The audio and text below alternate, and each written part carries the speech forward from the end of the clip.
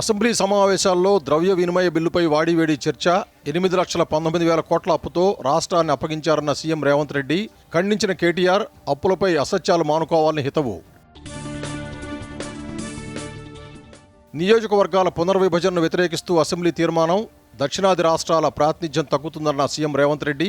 ప్రస్తుతం ఉన్న లోక్సభ నియోజకవర్గాలనే కొనసాగించాలని కేంద్రానికి సూచన.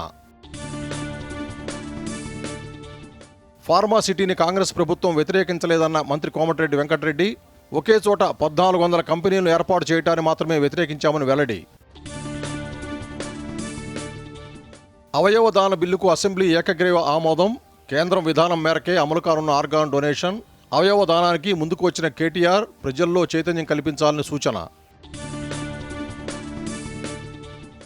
ఓలా, ఊబర్ తరహాలో సహకార ట్యాక్సీలు లోక్సభలో ప్రకటించిన కేంద్ర మంత్రి అమిత్ షా. త్వరలో సహకార బీమా కంపెనీని కూడా ప్రారంభిస్తామని వెల్లడి. మరి కాసేపట్లో ఉప్పల్ వేదికగా మరో ఆసక్తికర మ్యాచ్. లక్నోతో తలపడనున్న హైదరాబాద్. భారీ స్కోరుపై ఎస్ఆర్హెచ్ నజర్.